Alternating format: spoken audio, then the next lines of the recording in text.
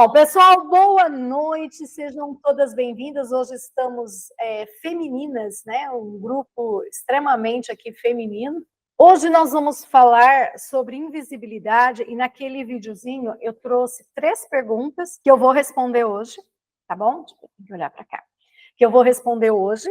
E eu trouxe, além daquelas 3 perguntas, mais 3. Eu acho que é importante para nós, enquanto terapeutas, nós entendermos esses pontos, e enquanto ser humano, nós também entendemos esses pontos fundamentais. Então, a primeira pergunta que eu coloquei é: quais são os impactos psicológicos e emocionais da invisibilidade sobre a autoestima e a autoconfiança de qualquer pessoa? E como isso vai se refletir nos nossos relacionamentos, na nossa prosperidade? Entendendo prosperidade financeira, relacionamento amoroso, saúde, o relacionamento interpessoal, enfim. Essa prosperidade, quando eu falo prosperidade, são todos os pilares. Uma outra questão que também eu me pergunto e que eu trouxe para a gente olhar para isso: como que a invisibilidade pode afetar a nossa capacidade de nós expressarmos as nossas necessidades, os nossos desejos, as nossas emoções dentro de um sistema familiar ou social? E em que medida essa invisibilidade, ela contribui para nós repetirmos os famosos padrões de comportamentos, padrões que nos levam à dor, à autossabotagem, e de que forma, né, todas essas influências dessas dinâmicas através desses padrões interferem nas relações que nós temos com os nossos familiares, com as nossas relações interpessoais, intrapessoais, enfim. E toda a aula de hoje, ela também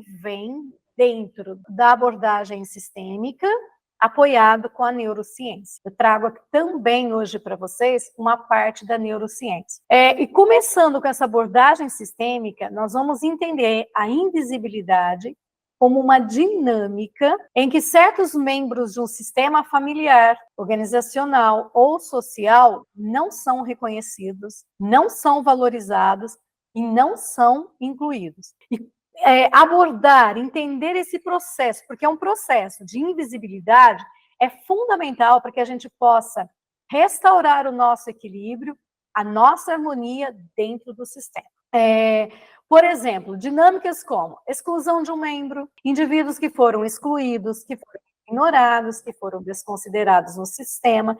Isso tudo pode incluir membros da família que também foram esquecidos, que foram deserdados ou que sofreram alguma forma de marginalização. Segredos, tabus, questões como segredos, como tabus, ou questões que não são discutidas de uma forma aberta, os famosos segredos familiares, traumas que não foram resolvidos, eventos dolorosos que foram escondidos, que foram negados, também faz com que a gente, que esteja olhando para tudo isso, infelizmente, venha para esse processo de invisibilidade. Desigualdade, desvalorização, situações onde certos membros são desvalorizados ou são considerados menos importantes do que os outros. Pode ser por razões de gênero, de idade, de papel na família, de função na família, de conquistas. Uma outra dinâmica que nos leva a um processo de invisibilidade é a repetição de padrões. Então, comportamentos, eventos que vão se repetindo através das gerações, muitas vezes como resultado de membros invisíveis, cujas essas experiências não são integradas e não são reconhecidas. Uma outra dinâmica que nos leva a esse processo: reconhecimento e inclusão. Esse processo de se tornar visível e de reconhecer a importância de todos os membros do sistema, respeitando as histórias, as contribuições, é que vai fazer com que a gente possa trazer a cura para o nosso equilíbrio. Porque quando nós estamos nesse processo de desequilíbrio, nós estamos leais a algum desses fatos que eu trouxe para vocês. E principalmente sentimentos não expressos. Porque emoções e sentimentos que não foram adequadamente expressos, reconhecidos, levam a essa sensação de invisibilidade emocional. E o pertencimento, todo mundo sabe disso. Por que eu sou invisível? Porque algo no sistema não pertence. Essa necessidade fundamental que nós temos e que todos os nossos entes queridos têm de sentir parte, de fazer parte de um sistema, de ser ouvido, de ser valorizado. Então, olhar para eu vou trazer vários prejuízos que uma pessoa pode ter quando ela está nesse processo de invisibilidade. E é necessário a gente olhar para isso, para a gente entender e poder intervir, tanto como terapeuta, como também olhar para a nossa vida e enxergar se nós estamos invisíveis e quais são os processos que nós estamos invisíveis. Está fazendo sentido, pessoal? Tá claro? Eu estou tentando explicar. Tá bom para vocês entenderem? Então tá. Portanto, é interessante a gente entender que a invisibilidade se refere a um fenômeno na qual um membro da família, geralmente uma geração anterior. Se é uma geração anterior, qual é a geração que eu estou falando? Dos nossos pais, né? Uma geração anterior. Então, pode ocorrer de outras gerações? Pode. Mas a maioria dos casos é a geração anterior, relacionada aos nossos pais. E, de certa forma, tem uma exclusão. E tem um lugar que foi ignorado dentro do nosso sistema familiar. Isso pode acontecer devido a todos esses pontos que eu trouxe anteriormente. Resumindo, eventos traumáticos, segredos familiares, essas exclusões, e tem N motivos que pode levar uma pessoa a viver nesse processo de invisibilidade. Portanto, essa invisibilidade vai se manifestar de diferentes formas. Por exemplo, quando um membro da família é falecido de maneira prematura, e essa morte prematura é pouco mencionada, quando um segredo, como eu falei, de família é mantido em silêncio, se tem uma negação da existência desse membro. E a invisibilidade, ela vai acabar influenciando essas dinâmicas e os nossos relacionamentos atuais. E muitas vezes é importante que nós possamos trazer à tona essas questões para que a gente organize, traga ordem e harmonia na nossa vida e, consequentemente, no nosso sistema familiar. E aí vocês podem me perguntar, mas quais são os prejuízos? Olha, se alguém quiser fazer alguma pergunta, por favor, pode me interromper. Bom, quais são os prejuízos que uma pessoa que vive nesse processo de invisibilidade pode ter na vida?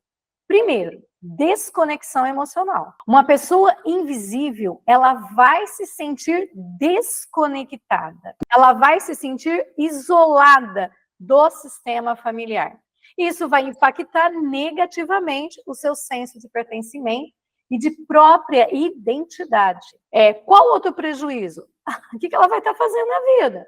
Repetindo padrões, porque a invisibilidade de um membro da família vai levá-la a padrões de comportamentos que vão se repetir ao longo das gerações. Isso vai afetar a saúde emocional, os relacionamentos futuros dessa pessoa, desse membro da família. Um outro prejuízo que a pessoa vai ter, um sentimento de exclusão. Essa pessoa invisível, ela vai vivenciar um profundo sentimento de exclusão e de não pertencimento. Se eu estou excluída, se eu me sinto excluída, se eu não me sinto pertencente, isso afeta a minha autoestima e o meu bem-estar emocional. Um outro prejuízo, dificuldades nos relacionamentos.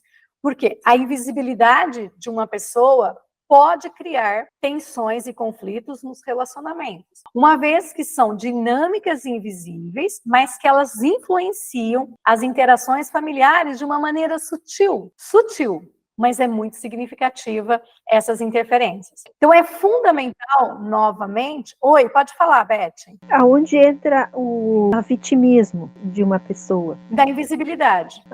Na verdade, esse entra dentro daquele triângulo dramático, porque ao mesmo tempo que ela é vítima, que ela se sente, né, tudo é por mim, tudo é eu, acontece tudo comigo, é uma forma dela expressar essa invisibilidade, certo?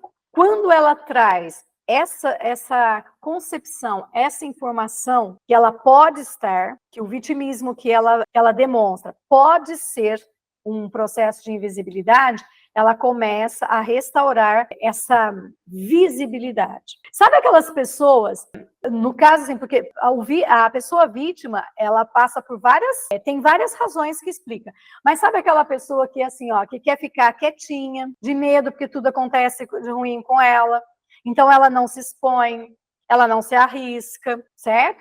Nessa forma de vitimismo.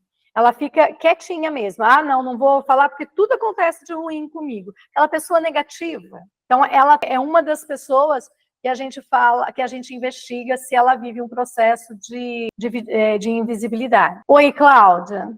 Cabe dizer, por exemplo, também é possível essa dinâmica num filho de pai, por exemplo, pai ou mãe vivo, assim, que o pai dava algum tipo de trabalho e a família deixou ele meio de lado.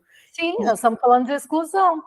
Embora a gente, na questão da invisibilidade, é a geração anterior à nossa, mas esse pai ou essa mãe, ela viveu também um processo de invisibilidade. São as heranças emocionais que nós recebemos através dos padrões de comportamentos dolorosos, indesejáveis. Então, a minha mãe foi invisível. Eu acabo herdando isso até o momento que eu trago luz para esse conhecimento. E se a minha mãe viveu na invisibilidade, é porque a mãe dela ou o pai dela também era invisível. Pouco se fala, entendeu? Sim. Então, infelizmente, sim. Certo? E a sexualidade? Como é que fica numa pessoa invisível? Vamos entender sexualidade como energia de vida, de criação. Como é que fica se eu sou invisível? Vai existir? Se nós considerarmos que a invisibilidade ela pode surgir quando uma pessoa se sente ignorada, subestimada, não reconhecida, criando assim um desequilíbrio na sua expressão saudável, vai afetar também a sexualidade, vai afetar a vitalidade, essa energia da vida. Porque a energia sexual está fundamentada na necessidade humana de conexão, de intimidade, de expressão saudável do eu maior, do eu autêntico, do meu self. E quando a invisibilidade é prevalente, ela permanece, vai levar a bloqueios na expressão saudável de uma sexualidade, de uma vitalidade. Isso vai resultar no quê? Problemas de intimidade, relacionamentos desequilibrados, dificuldades no estabelecimento de limites pessoais. Sabe aquela pessoa que não sabe dizer não? Sim. Tudo que é dela é dos outros, mesmo que ela não goste, mas tudo que é dela é dos outros. Ela deixa de olhar para ela, para olhar e para fazer as coisas que os outros querem que ela faça. Então, infelizmente, afeta também essa sexualidade. Quando ocorre isso? Com certeza, através desses eventos passados, que vai contribuindo para essa sensação individual de invisibilidade. E aqui, quando a gente pensa em sexualidade, a gente tem que entender e tem que explorar as memórias, os relacionamentos, os segredos familiares relacionados a relacionamentos, porque vai impactar, ou quais são esses eventos que impactam a relação dessa pessoa com a sexualidade, com a própria vitalidade. E essas dinâmicas familiares que moldam essa sensação de invisibilidade e de expressão sexual, é importante a gente, principalmente nós como terapeutas, olhar, através da terapia sistêmica a gente consegue, através da constelação a gente consegue, para que possa ter essa consciência. E é a consciência que vai fazer com que a gente consiga resolver e assim a gente tenha uma integração saudável dessa energia vital e dessa energia sexual. Alguma dúvida aqui sobre a sexualidade? Não? Oi, Ana. Não é uma dúvida sobre sexualidade, é uma observação. Quando você postou essa semana sobre essa aula invisibilidade, isso é uma pergunta que eu venho fazendo há algum tempo na minha vida, que decorrente a todas essas situações, né? A gente começa a anotar e analisar, e eu disse, gente, eu estou me sentindo invisível, entendeu? Invisível, porque eu olhei para de tudo que a gente já vem se trabalhando, você me orientando e tudo mais, eu fico sempre na pergunta, o que está por trás disso, né? O que está acontecendo além disso que eu não estou observando. E uns dias antes veio a sensação de que eu era invisível, que eu não estava sendo vista por nada e nem ninguém. E aí você vai posta esse tema. E desde a hora que você começou, Bel, eu estou arrotando demais. Uau, que bom! Arrotando Joga fora. demais. Saindo. É aquela consciência. A gente vai tendo consciência, né? Então, o corpo vai mostrando a consciência que a gente vai tendo. E eu queria comentar isso para você, né? Não pare de arrotar. Eu sempre estou com a mão na boca, mas é porque eu estou... Eu já dei aí, né? Eu já deixei aqui várias dicas do porquê que acontece esse processo de... E aqui, novamente, dentro dessa tua colocação, eu vou estar trazendo mais fatores, ou fortalecendo, focando os fatores que levam uma pessoa a viver a invisibilidade. Vamos ver, vamos dar uma olhada. E os meus dois pais, eles se sentiam invisíveis. O meu pai mal falava, para não ser notado. Ele não falava. Meu pai mal falava. Era raro esse estilo de comunicação. Ele comunicava, certo? Mas ele era muito silencioso e muito reservado. E minha mãe, ela era muito tímida e muito fechada, porque ela sempre achava que vivia no pecado, então ela se trancava. Era uma forma de punição, né? E aí vem, pode ser que tenha tido segredos de família, algum segredo que levou à exclusão, à ocultação de certos membros, e aí os seus pais acabam vindo, né, entrando nessa questão da invisibilidade, exclusões sociais, em algumas situações, algum membro da família, porque às vezes a gente pensa que é só familiar, mas pode ser social. Às vezes, algum membro socialmente, ou devidos a relacionamentos que foram rompidos, pode resultar também em invisibilidade. Oi, Ana, pode falar. Pode ser que o comentário que eu faça agora a respeito de duas situações dos meus dois pais possa abrir pauta para isso também, e o olhar. O meu pai, ele é descendente de holandês com escravo. Porém, ele não gostava de falar do pai, porque já tinha visão, né?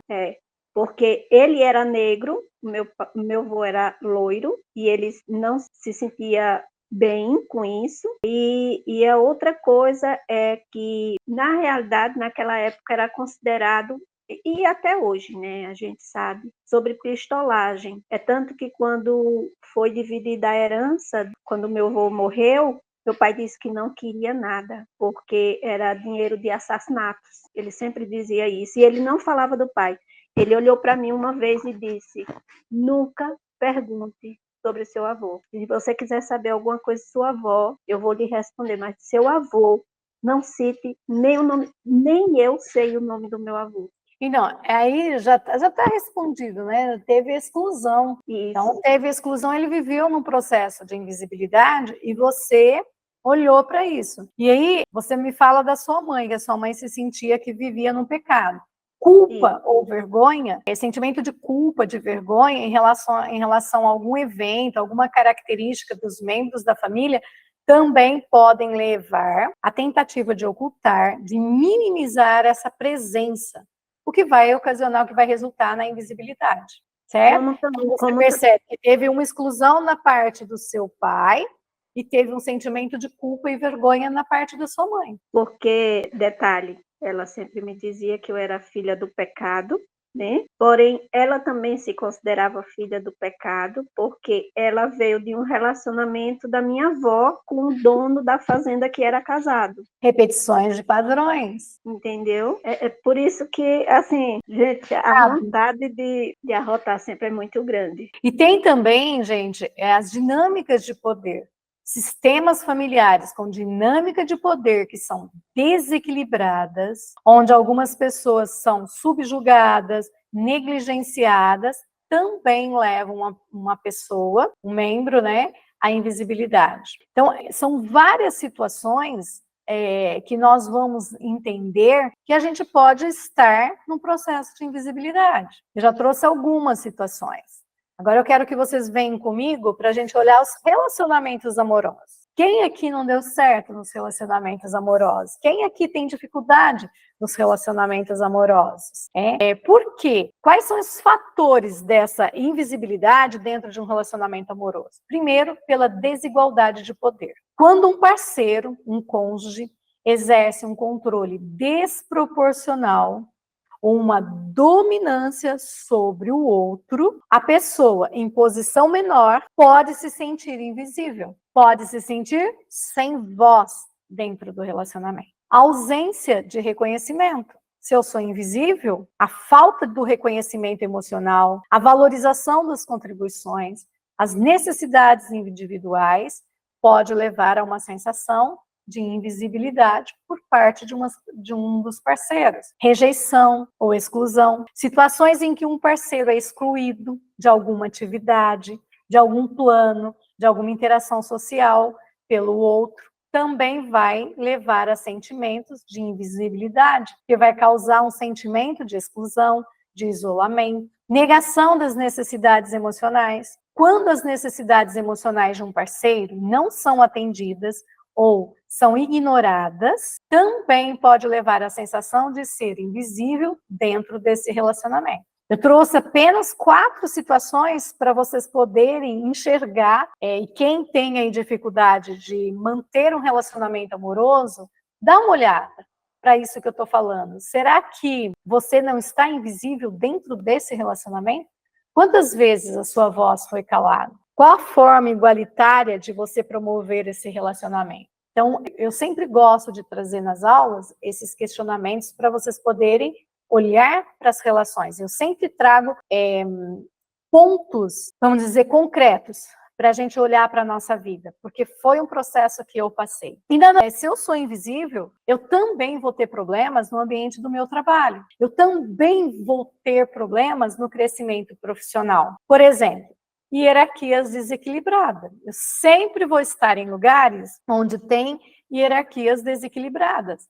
É um lugar de trabalho com estruturas hierárquicas que são opressivas, onde certos funcionários são constantemente desconsiderados, são ignorados, criam sentimentos de invisibilidade. Falta de reconhecimento. Quem aqui já trabalhou em algum lugar e que nunca foi reconhecido? Quando essas contribuições de um funcionário não são reconhecidas, não são valorizadas, também leva à sensação de invisibilidade e de desmotivação. A exclusão social, situações onde um funcionário é excluído de uma oportunidade de crescimento, de decisões importantes, de interações importantes no ambiente de trabalho, também vai resultar um sentimento de invisibilidade. Discriminação, preconceito.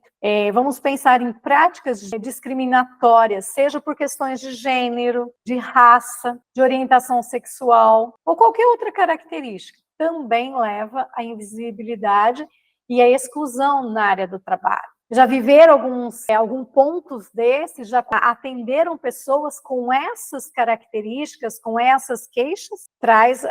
São pontos para a gente averiguar, para a gente investigar se existe esse processo de invisibilidade. E aí eu tenho invisibilidade, né? Eu me sinto invisível na minha família. Se eu me sinto invisível, eu tenho uma sexualidade fragilizada. E aí eu vou levar essa invisibilidade para a área do meu relacionamento, para a área do meu trabalho. E qual o resultado em relação à prosperidade e abundância? Também vai ficar truncada. Então, como que eu entendo se eu estou nesse processo de invisibilidade em relação à prosperidade e abundância? Através das minhas crenças limitantes. Crenças enraigadas sobre a escassez, sobre a falta de merecimento, a incapacidade de prosperar. São dicas que uma pessoa pode estar vivendo um processo de invisibilidade. Através dos padrões familiares que envolvem segredos, eu vivo numa dinâmica familiar que eu sei que tem segredo, que tem exclusões, que tem tabus, principalmente em relação ao sucesso, à abundância. É óbvio que isso vai influenciar a invisibilidade na minha relação com a abundância, na minha relação com a prosperidade. As lealdades inconscientes, essa sensação de permanecer invisível em termos de prosperidade, pode estar ligada a lealdades inconscientes a membros anteriores da família que também passaram por dificuldades financeiras. Tudo isso que eu estou trazendo para vocês não é novo. Só que a gente fala das lealdades inconscientes. Mas qual é o meu papel quando eu vivo tudo isso? é de invisibilidade. Por quê? Porque eu vou viver traumas, bloqueios emocionais. Eu vou ter falta de confiança, falta de autoestima, né? Ou uma autoestima muito diminuída. Isso leva a bloqueios, que vai trazer essa sensação em mim de que eu preciso passar por invisível, principalmente em relação à prosperidade, em relação ao sucesso profissional. E aí, o que eu vou fazer? Romper o fluxo de riqueza. Não só na prosperidade financeira, mas em todas as áreas da vida. Certo? Tá fazendo sentido? Tá tudo bem até aqui? Tá? Bom, e a cura? Como é que a gente cura tudo isso? Como é que eu curo? Como é que eu me curo nesse processo de passar por essa invisibilidade? É lógico que é um processo muito complexo e é lento. Exige paciência, exige coragem e exige expansão de consciência. Por onde a gente começa? Reconhecimento. Começando a reconhecer, a identificar os padrões de invisibilidade que nós temos, compreendendo como esses padrões vão se manifestar nas relações e em todas as áreas da nossa vida. Reconheceu? Aceita. É aceitar a existência desses padrões sem julgamento, sem autopunição, criando um espaço para explorar o impacto emocional da invisibilidade. E aí nós vamos buscar a compreensão sistêmica, entendendo as origens dessa invisibilidade dentro do nosso sistema, reconhecendo quais são as dinâmicas, quais são as nossas lealdades inconscientes que podem estar influenciando esse nosso padrão de invisibilidade. E aí, oi, Beth. Pode terminar, Bel, não quero te atrapalhar. Depois eu falo. Tá. E aí nós vamos reivindicar o nosso próprio espaço. Através de diferentes abordagens terapêuticas, a gente vai conseguir explorar, reivindicar esse nosso próprio espaço, a nossa identidade. Nós vamos construir a nossa identidade, fortalecer a nossa autoestima, a nossa capacidade de estabelecer limites saudáveis. E aí cada processo terapêutico vai trazer um ritual de cura. Cura pessoal e cura para o sistema. E esse ritual vai simbolizar essa quebra dos padrões de invisibilidade e de afirmação da presença e do valor pessoal. Cada processo é único, eu sempre coloco isso em relação a essa invisibilidade. É um processo complexo, mas é importante essa busca terapêutica para a gente compreender e entender qual abordagem terapêutica vai ser de mais impacto para a gente. Eu sempre coloco a constelação.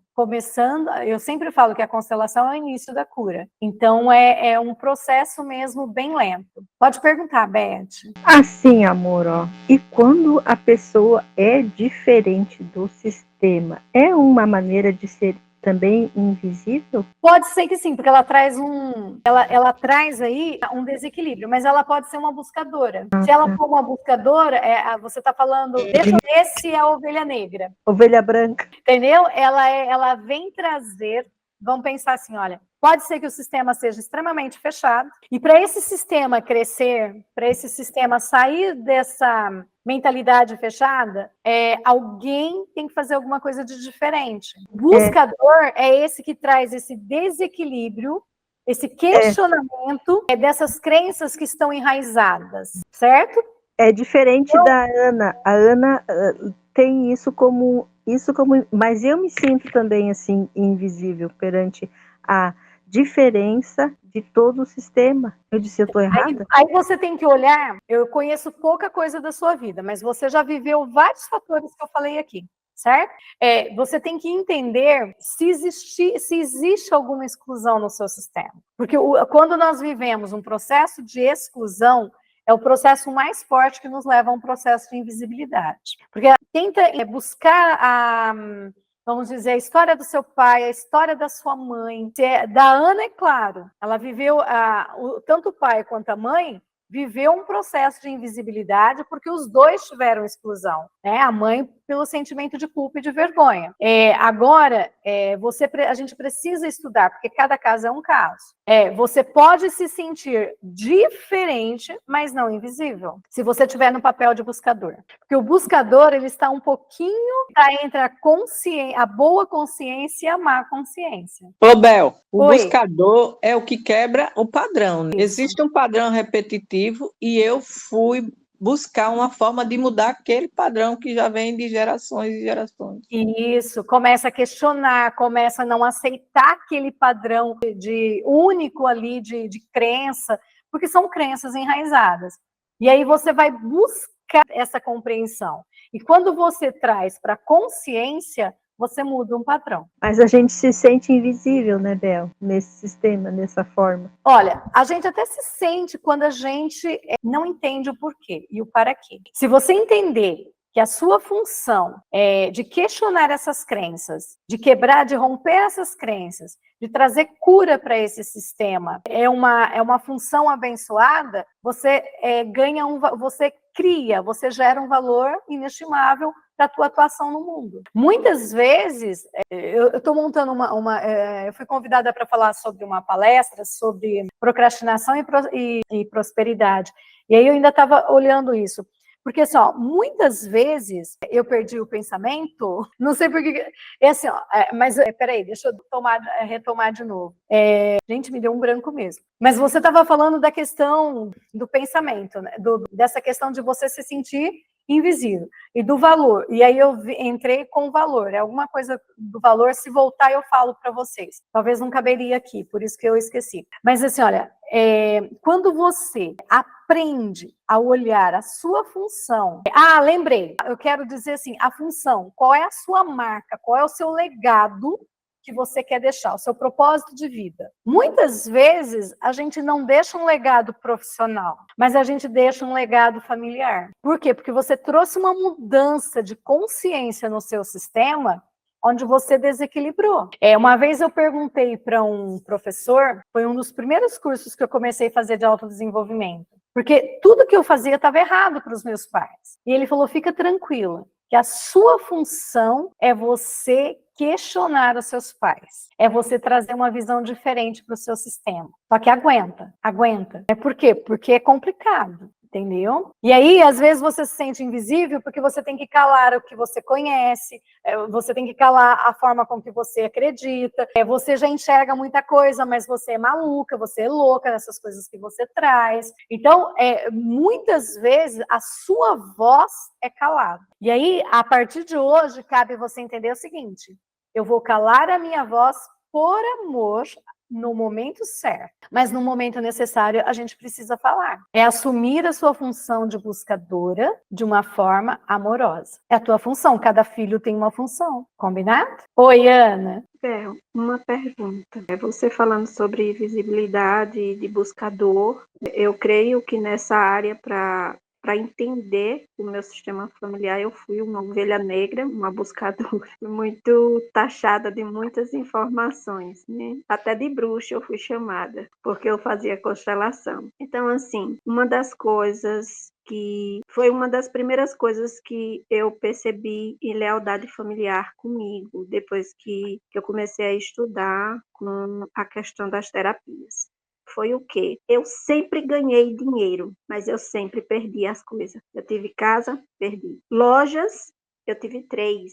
Todas 3 foram à falência. Iam bem durante uns 2, 3 anos, depois ia à falência. Tive trabalhos com banco, escritório, secretarias, construía e depois vinha à falência. E eu percebi que eu vinha muito na repetição dos meus pais, no sentido de que meu pai, antes de morrer, foi uma das percepções que eu tive. Antes dele morrer, o último derrame que ele teve foi porque ele terminou perdendo tudo. Ele perdeu materiais de depósito de materiais de construção, ele perdeu casas de aluguel, ele perdeu as 2 fazendas que tinha e ele veio para minha casa porque nenhum dos outros filhos dele queria cuidar dele, somente eu. E a minha mãe fez um processo também parecido, foi perdendo tudo na minha casa. Depois que os meus pais faleceram, eu comecei a perder tudo, entende? Eu entendo. Como é que nós chamamos isso, esse processo? Lealdade familiar, né? Lealdade cega. Aham. Totalmente lealdade cega. Só que hoje não é mais cega, né? Hoje tem essa consciência de que você está repetindo um padrão.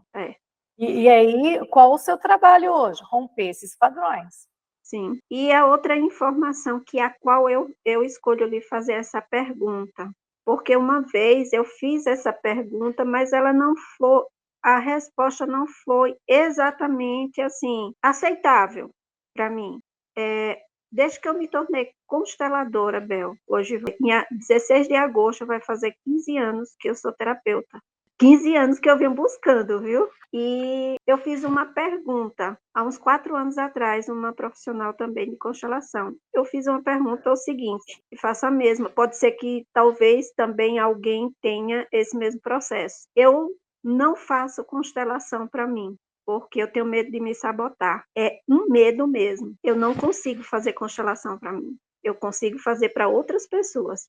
Para mim, eu não consigo. Eu me bloqueio e eu não me entendo por que isso. E ninguém soube me responder. Bom, primeiro que se você bloqueia para fazer uma constelação é porque você se bloqueia em todas as áreas da vida. Quem é. Então você é bloqueada. Eu espero que você tome a consciência de desbloquear cada vez mais. Segundo, não é legal que a gente faça constelação para gente, certo? Por quê? Porque primeiro você está no emocional. E quando você entra no emocional, que você não tem equilíbrio entre a intuição e a razão, você fica com uma imagem, você fica com uma visão de campo muito restrita. Para você poder fazer uma constelação para você, eu já fiz. Eu acho que a Verônica participou de uma constelação que eu fiz para mim, quando a gente fez Destrave a Sua Riqueza, eu acho que você estava. A Beth também, não estava, Beth? Mas eu falava na terceira pessoa, a constelanda, entendeu? Por quê? Eu já tenho um pouco mais de confiança, menos bloqueio. A minha constelação chegou no 100%? Lógico que não. Se eu tiver uma visão de 20%, ela vai ficar em 20%. Mas se eu não aprender a confiar em mim, eu nunca vou desbloquear. Então, você tem medo, né? Você não confia na sua habilidade para você, certo? Então, mas nesse momento, busca a constelação com outros consteladores, até você ir ampliando mesmo a sua consciência. Sim, e todas as vezes que eu sempre senti a necessidade, eu busquei um outro constelador. E tá tudo bem. Né? Mas aí você me respondeu algo que muitos não me responderam, entendeu? Hoje eu tomo a consciência dos dois fatores que você falou. E com certeza tem mais. Conforme você vai vivendo, você vai entendendo quais os fatores que te bloqueiam. Ana, olhar para nós dói muito, exige muita coragem. Nem sempre, às vezes a gente precisa curar a dor do outro para aliviar a nossa. E quando eu faço a constelação, eu também, vamos dizer assim, quando eu faço a constelação do outro, eu também me constelo. E a minha dor vai suavizando. Muitas vezes pode ser por isso. Oi, Gorete.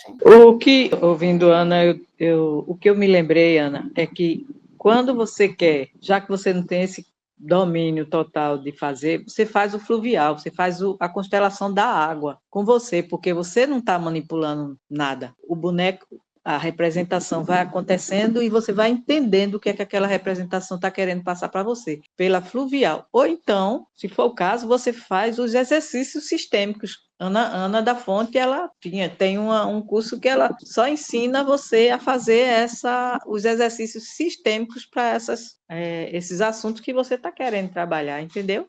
Tem vários, só que eu vou te falar uma coisa. Quem move os bonecos? A água, ele se mexe só na água. Eu já fiz comigo. Eu sei, eu sou consteladora fluvial. Quem move os bonecos? Eu também. É a minha energia. Era o que eu ia dizer agora. Eu também. Mente. É um efeito parapsicológico, vamos dizer assim. Eu esqueci o nome do efeito que você mexe os objetos com a mente. Parapsicologia. Os bonecos na água é a sua mente.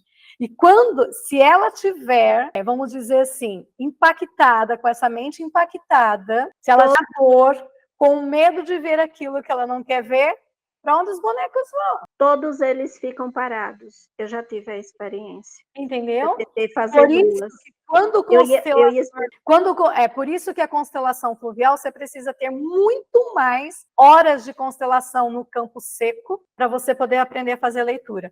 Porque às vezes o constelador precisa fazer uma pergunta para desestruturar a pessoa para que o boneco se movimente. Sim. E eu ia responder o que a Gorete falou, e assim, há 5 anos eu sou consteladora fluvial. E quando eu estava fazendo o curso, eu fui fazer uma para mim, porque cada pessoa ia fazer para si própria. Os meus bonecos não mexiam de jeito nenhum. O meu se mexeu uma única vez para recuar e ali paralisou. Tá, desculpa, pode terminar. Paralisou. Aí eu tentei uma segunda vez em casa, sozinha. Fizeram alguns movimentos e todos foram somente para as laterais do campo, certo? Ficaram cada um no seu lugar e eu fiquei estática, parada ali, sem força. Eu não tinha força. E eu fui e comentei com a professora. Ela disse, Ana, você tem muito medo de fazer constelação para você mesma. Você se bloqueia e os bonecos param. Ó, a gente precisa fechar, porque senão nós vamos abrir, a gente não termina de fechar aqui para invisibilidade. É só para falar o seguinte, quando na constelação fluvial não tem movimento, já é um movimento, já é um sistema sem movimento. Por isso que é o papel do constelador para dar um movimento, porque se terminar sem movimento, a consciência do constelando não ampliou, primeiro momento. Segundo momento, o que significa quando ele vem para a borda? Estou te perguntando, Ana, quando eles vêm para... Ele está olhando para fora. E o que é olhar para fora? Situações das gerações que estão lá na frente. É olhar para a morte. Para a morte, isso. Tá? Olhar para trás é olhar para o passado. Bordas se refere à morte. A morte. E não é só morte do corpo físico, é morte de um monte de coisa. Sim. A gente tem que entender que tem vários lutos. Vamos voltar para a invisibilidade? Um outro dia, eu já fiz uma aula sobre a constelação fluvial, mas se for legal, a gente pode fazer outra. Michele, seja bem-vinda, saudade de você. Oi, meu amor, também estava com saudade de ti. Hoje eu consegui pegar um pouquinho dos meus horários, tá meio louco, e consegui pegar um pouquinho dessa parte das suas aulas. Tenho te acompanhado meio que por fora, né? Tô sempre te acompanhando, não deixo de te acompanhar. E saber que tem mais gente que curte a constelação, seja fluvial, seja ela sem o movimento da água, isso é maravilhoso. E assim, tô sentindo muita falta das minhas constelações, que eu acho que eu ainda tenho muita coisa para descobrir, muita coisa para ser curada, muita coisa para saber sobre mim mesma. Seja bem-vinda ao clã. Seja bem-vinda. Eu também tenho muita coisa para descobrir sobre mim. Seja bem-vinda. Bom, então vamos lá. A gente estava falando de invisibilidade e numa dos pontos, eu falei para vocês que traumas também levam a uma pessoa a viver um processo de invisibilidade. Quais são os tipos de trauma? O abandono emocional. Sabe aquele sentimento de quando você foi abandonada por parte do papai, da mamãe ou de alguma pessoa que era muito significativa para você? Um cuidador, por exemplo. E isso vai te levar a um padrão de invisibilidade emocional. Também abuso emocional, abuso psicológico.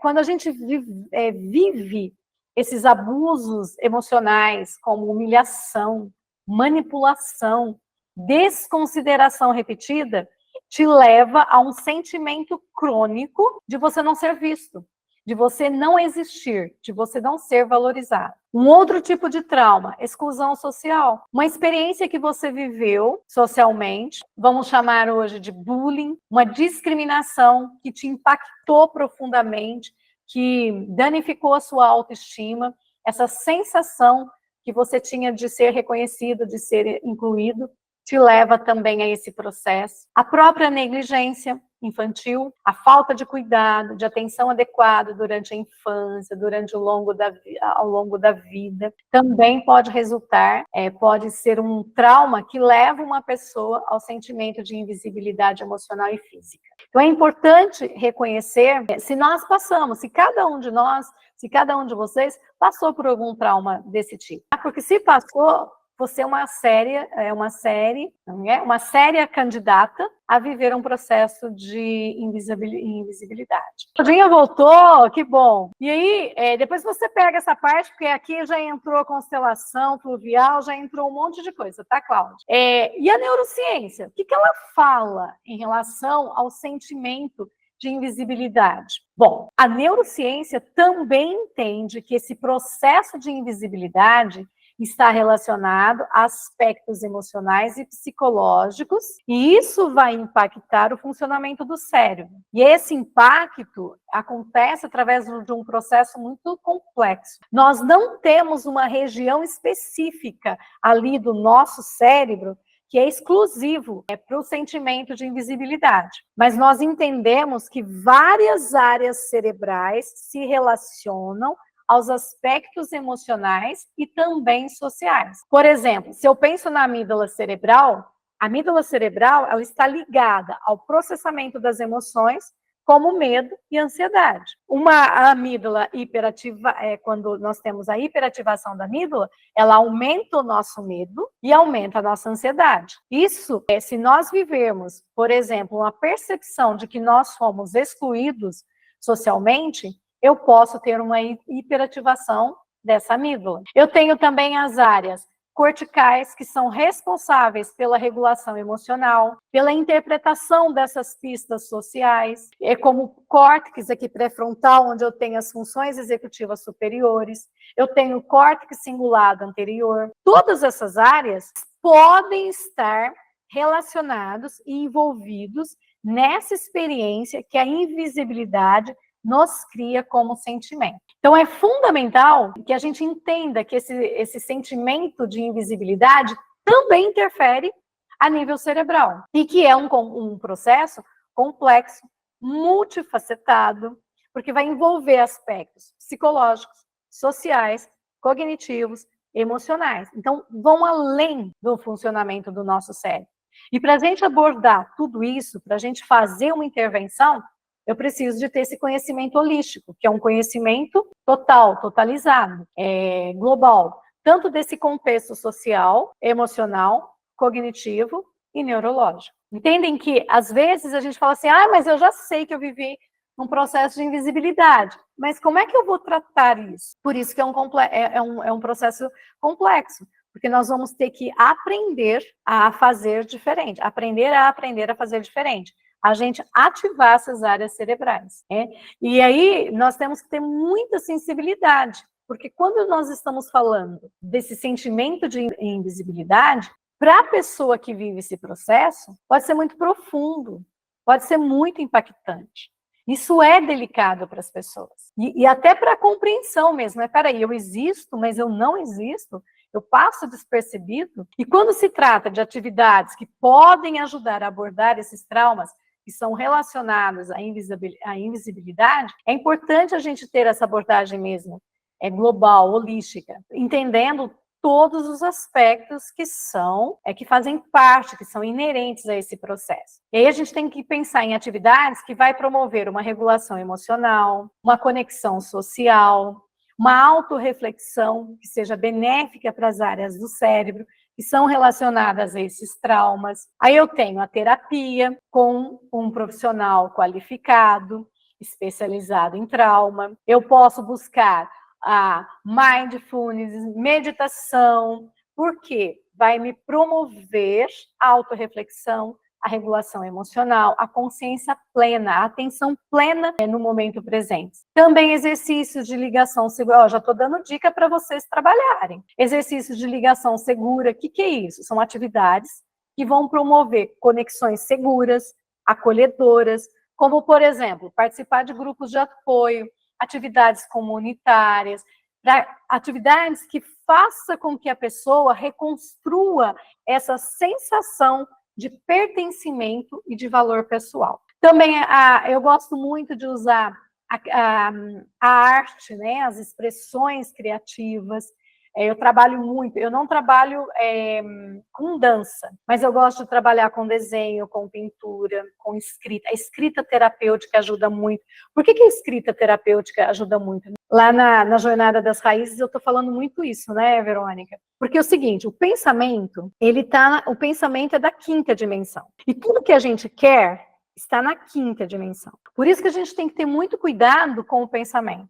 E se eu penso algo bom, pensamento gera sentimento, sentimento gera imagem, imagem se materializa. Como nós estamos acostumados a vibrar pensamentos negativos através das nossas crenças limitantes, o pensamento está ali na quinta dimensão, onde tudo que a gente quer está que a gente chama de vortex. Platão chamava o mundo das ideias. Quando eu trago a escrita terapêutica, é como se eu materializasse uma nova formação da minha compreensão. Eu organizo o meu pensamento materializado. Então, a escrita terapêutica é fundamental. Eu trabalho muito com a escrita terapêutica. Ficou claro para vocês o porquê que eu considero importante?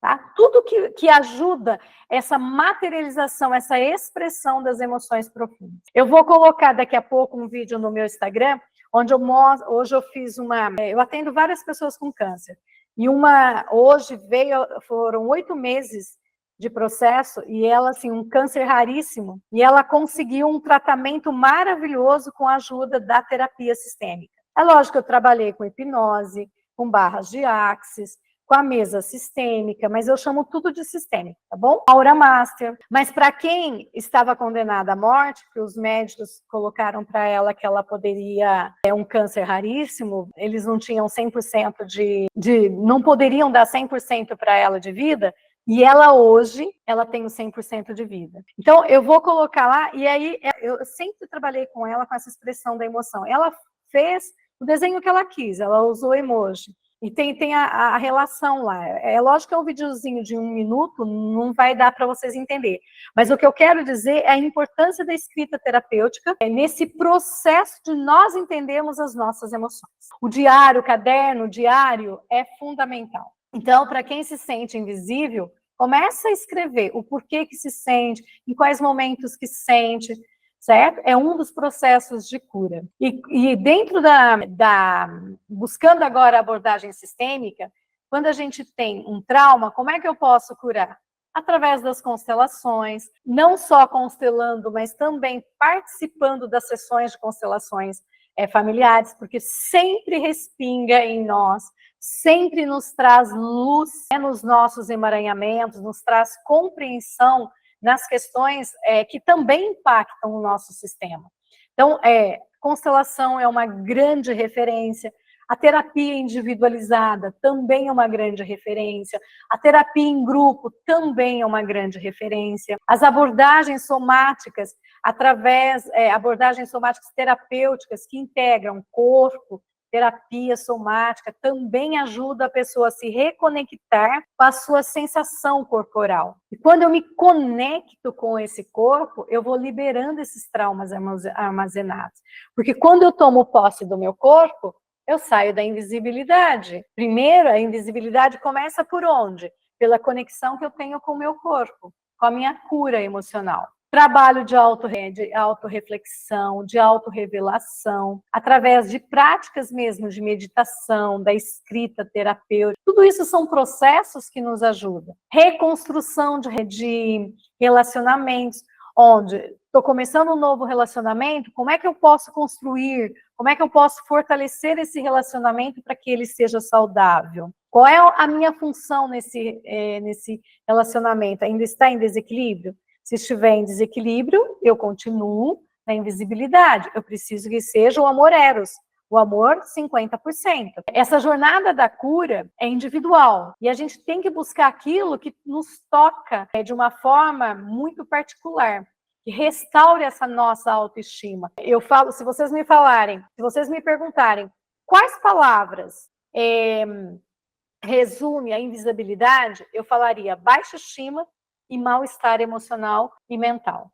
Então, nós precisamos trazer essa conexão com a vida. E aí eu comecei aqui hoje perguntando para vocês como a invisibilidade afeta a capacidade de uma pessoa de expressar as necessidades, os desejos, as emoções, dentro desse sistema familiar ou social. Então, se nós entendermos dentro da abordagem sistêmica, a invisibilidade afeta significativamente a capacidade de uma pessoa de expressar as suas necessidades, os seus desejos e as suas emoções dentro do sistema familiar ou social. E quando essa pessoa se sente invisível, onde ela calou a sua voz, a sua opinião, a sua contribuição, trazendo essa sensação de não ser valorizada, de não ser reconhecida, ela vai ter impactos como supressão de necessidades. Essa sensação de invisibilidade vai resultar na supressão das necessidades individuais, já que ela pode sentir que não tem permissão para expressar o que ela realmente deseja ou o que ela precisa. Um outro impacto, dificuldades de estabelecer limites. A invisibilidade vai dificultar essa capacidade de uma pessoa de estabelecer limites, principalmente limite saudável, e de comunicar as necessidades emocionais, faz com que ela tenha relacionamentos desequilibrados, dinâmicas tóxicas, também isolamento e solidão, que eu já falei para vocês, sentir-se invisível num sistema, tanto familiar quanto social, leva a essa sensação de isolamento, de solidão, uma vez que a pessoa se sente desconectada, ela se sente inadequada para compartilhar as suas emoções, as suas experiências. Sabe quando você entra numa festa, que você está toda linda, toda produzida, toda social, e você chega, as pessoas estão ali todas tênis, calça jeans, elas estão muito light, e você foi nos 30, você fala, meu Deus, o que eu estou fazendo aqui? Eu estou me sentindo inadequada. Sentir-se inadequada uma vez, tudo bem. Agora imagina esse sentimento de inadequação em todas as áreas da vida. Isso vai te trazer bloqueio da autenticidade, porque impede você de se expressar de uma maneira autêntica, você vai mascarar, você vai, vamos dizer assim, olha, jogar fora as suas emoções e os seus desejos. Isso cria um afastamento emocional das outras pessoas. E aí a gente acha que somos nós, né? No sentido assim, as outras pessoas não gostam da gente. É a gente que se afasta das outras pessoas, exatamente pela nossa invisibilidade. Então é importantíssimo que a gente entenda todos esses processos para que nós possamos nos tornar visível, escutada, ouvida, integrada ao sistema de uma forma equitativa, promovendo esse ambiente de compreensão, de conexão e de aceitação. Para que a gente aprenda a expressar as nossas necessidades, os nossos desejos, as nossas emoções de uma maneira mais real, mais verdadeira. É isso que vai fazer com que a gente construa relações mais saudáveis, mais harmoniosas dentro do sistema familiar. Outra pergunta: quais são os impactos psicológicos e emocionais da invisibilidade sobre a autoestima, sobre a autoconfiança?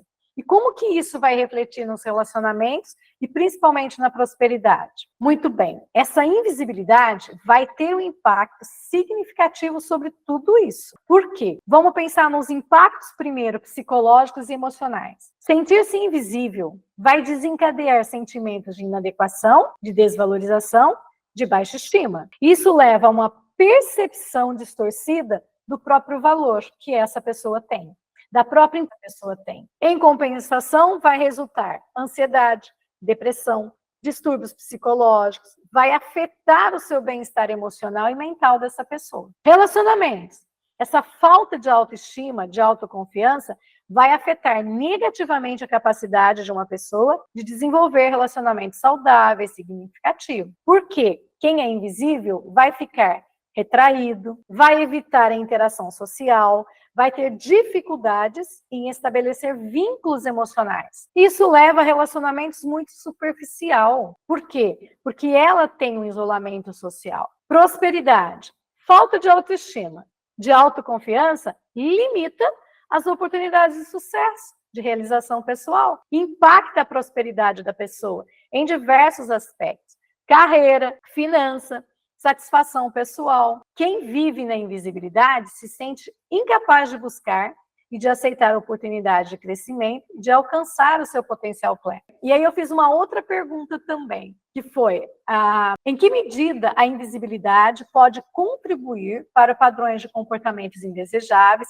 como a autossabotagem, e de que forma tudo isso vai influenciar as dinâmicas familiares e os relacionamentos interpessoais? De que forma? Através desses padrões de comportamento indesejável, dessa autossabotagem que acontece de diversas maneiras, influenciada por essas dinâmicas familiares, nos nossos relacionamentos interpessoais, nós vamos gerar padrões de comportamento que são indesejáveis. Por quê? Porque eu vou adotar esses padrões de comportamento como uma busca de atenção negativa. Lembra que vocês me perguntaram do vitimismo agora há pouco? Então, eu busco uma atenção negativa, uma autorrejeição, uma submissão excessiva, ou, às vezes, uma agressão excessiva, uma tentativa de compensar a sensação de invisibilidade e de inadequação. A autossabotagem. Quando eu me sinto invisível, eu me levo o tempo todo à autossabotagem, porque eu preciso impedir, consciente ou inconscientemente, o meu próprio sucesso, o meu relacionamento positivo, a minha oportunidade de crescimento, como resultado de crenças limitantes que eu tenho sobre eu mesma. Faz sentido para algumas pessoas aqui, né? Dinâmicas familiares, autossabotagem, os padrões de comportamentos indesejáveis vão influenciar essas dinâmicas, porque cria tensão, cria conflito, cria desequilíbrio entre as pessoas da família, né? Afetam as relações entre pais, entre filhos, entre parceiros, entre irmãos. Vamos ter também relacionamentos interpessoais, porque a autossabotagem, esses padrões, impactam também, de uma forma negativa, esses relacionamentos interpessoais. Dificulta essa construção de conexão saudável, de conexão sustentável.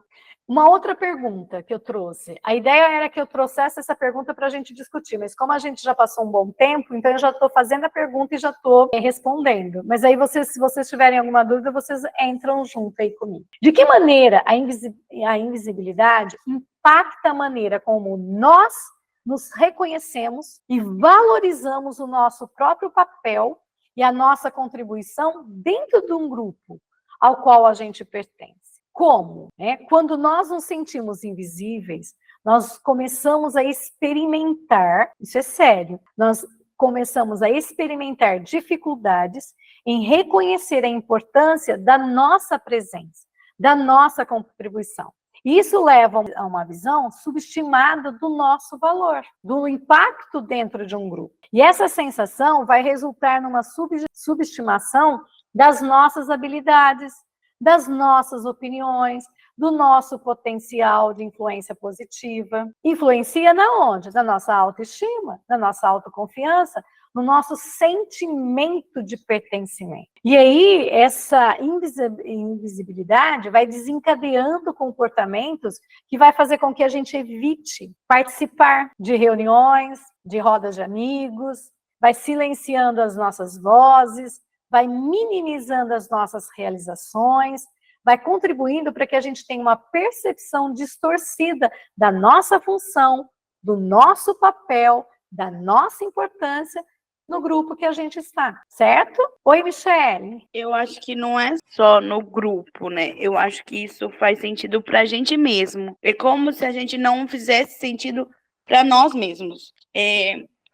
Porque nessa fase de redescoberta sobre mim mesma, essa para mim foi a maior dificuldade em me sentir pertencida a alguma coisa, ou a ser pertencente a mim mesma. Essa foi eu ainda tenho dificuldade, não vou falar que, nossa, eu tô 100% curada, porque eu ainda tenho algumas fases que são complicadas, que eu ainda tô me buscando.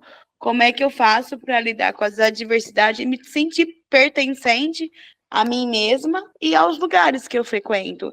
E não é uma coisa muito fácil da gente fazer. Então, é uma busca diária, é um tratamento diário com a gente mesmo, de que independente se a pessoa vai fazer um bullying, se ela gosta de você ou não, você tem que gostar de você. É isso que eu tenho descoberto sobre essa parte da invisibilidade, porque quando a gente começou na nossa jornada, você lembra muito bem, eu não sabia dizer não, eu não sabia fazer nada disso, eu não sabia me impor com respeito, com nada disso.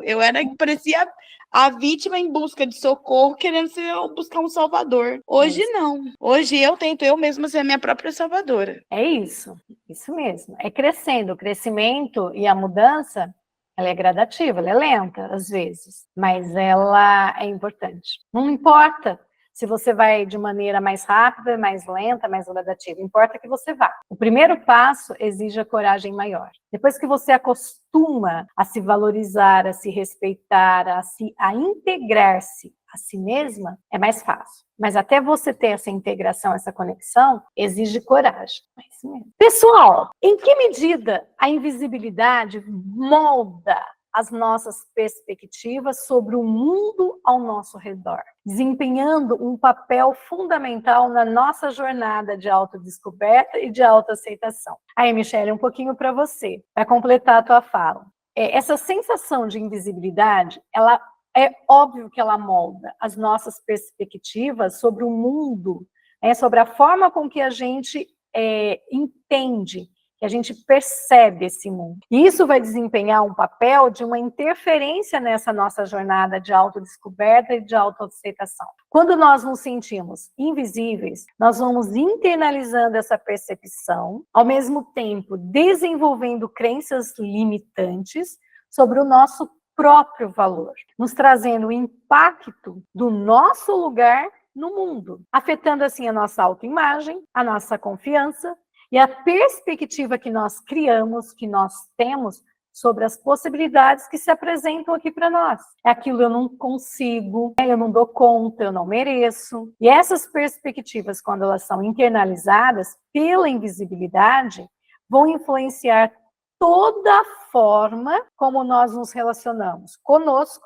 e com os outros, na maneira como nós buscamos as oportunidades de crescimento e na capacidade que nós vamos explorar os novos caminhos na nossa jornada pessoal. Portanto, tem um impacto negativo na busca por essa autoaceitação, por essa exploração da nossa identidade singular. E ao longo dessa jornada de autodescoberta, de autoaceitação, essa consciência da influência da invisibilidade pode ser transformadora.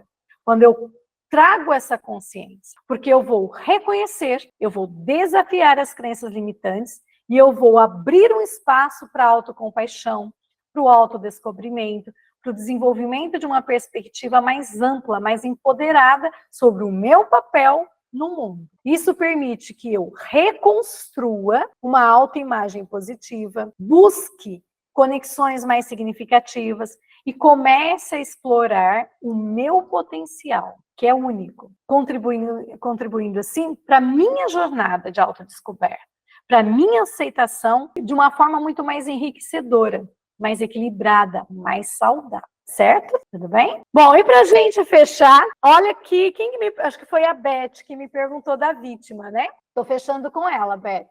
Qual a relação de uma pessoa quando ela vive como vítima ou como salvadora dentro do efeito da invisibilidade? Gente, novamente eu vou repetir o que eu falei da outra agora há pouco. Cada caso é um caso, certo? Então, a gente tem que estudar muito, principalmente nós, com terapeutas, qual é o caso que está levando uma pessoa a ter esses comportamentos. Do mesmo jeito que a neurociência coloca mais de 2.000 síndromes, e muitas delas são comportamentos muito iguais, dentro dessa abordagem, nós também vamos encontrar muitos comportamentos iguais, onde a causa raiz é diferente. Combinado? Quando nós vivemos, quando uma pessoa vive como vítima ou como salvadora, dentro dessa dinâmica da invisibilidade, vai acentuar ainda mais padrões comportamentais e padrões emocionais. Vamos pensar na vítima. Aquela que é vítima de tudo, que não tem sorte, tudo acontece com ela. Uma pessoa que está nessa função de vitimista, Quando ela tem esse confronto com a invisibilidade, ela vai sentir que as suas necessidades, os seus sofrimentos não são reconhecidos. E vai aprofundar dentro dela a sensação de desamparo, de isolamento, de solidão. E essa invisibilidade vai reforçar na pessoa que é vítima a crença da sua própria impotência e uma expectativa de que ela não é ouvida, de que ela não é valorizada, de que ela não tem contribuição. E o salvador, que também vive numa dinâmica doentia. Essa pessoa que adota essa função salvadora, quando ela é impactada pela invisibilidade, ela vai sentir que os seus esforços para ajudar, para resgatar os outros, não são reconhecidos, não são apreciados. Vai gerar frustração, vai gerar ressentimento, vai reforçar a crença de que o seu valor depende do reconhecimento externo, aquela cobrança eterna. Daí, novamente, a importância de cada pessoa se enxergar no vitimismo ou no salvacionismo e de reconhecer essas crenças que estão associadas a essas duas funções e de reconhecer as crenças que o levaram a viver um processo de invisibilidade. Novamente, quanto maior a consciência, quanto maior a autocompreensão, maior nós vamos nos empoderando de nós mesmos. Nós vamos transcendendo esses papéis que foram pré-determinados por essas crenças, por essas lealdades cegas, e vamos construindo relações mais equitativas, e assim a gente vai construindo um senso de valor, do nosso valor. Tem pessoas que têm vergonha de cobrar a sua própria terapia. Olha, ela não existe, ela está invisível, porque ela não tem valor. Poderia aqui falar mais outros milhões de exemplos, mas nós precisamos nos tornar pessoas sustentáveis, construir relações interpessoais saudáveis. Certo? Bom, eu vou começar a fazer os exercícios, eu deixei um exercício aqui, mas eu vou fazer e vou deixar depois gravado, porque a gente já extrapolou um pouco o nosso horário. Mas eu gostaria de saber se eu consegui trazer contribuições para vocês, se eu consegui esclarecer. Eu queria ouvir o que vocês... A Michelle, a Claudinha que precisou sair, depois vai ficar gravada, geralmente eles levam uns 3, 4 dias, mas depois fica lá no YouTube. Eu gostaria que vocês me dessem um feedback agora, como é que foi esse conhecimento para vocês, se eu trouxe algo novo. Porque nossa, eu trouxe.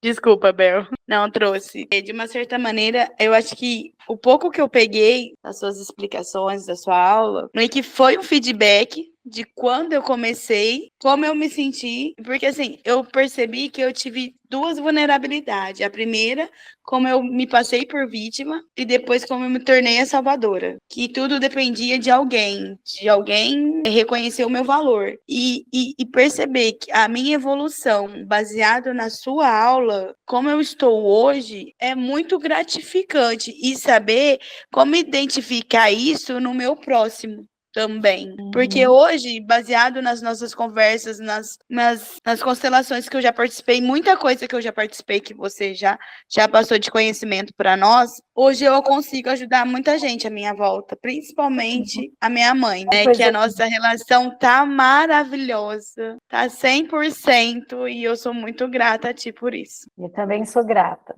pela confiança, por você ter entrado na minha vida e confiado no meu trabalho. Mais alguém quer dizer? Mais alguém quer colocar? Oi, Ana. Trouxe muita clareza, principalmente para responder muitas perguntas minhas.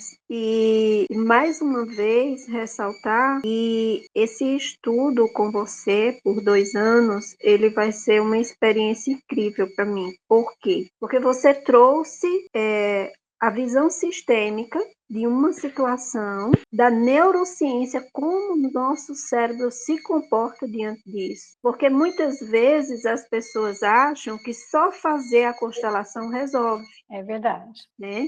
Que é um boom na história, mas não é bem assim. Eu lembro de um exemplo de um atendimento que eu fiz, em que, como eu falei para você, os meus atendimentos Geralmente eu faço uma anamnese, aí faço uma constelação diante do que foi visto na anamnese.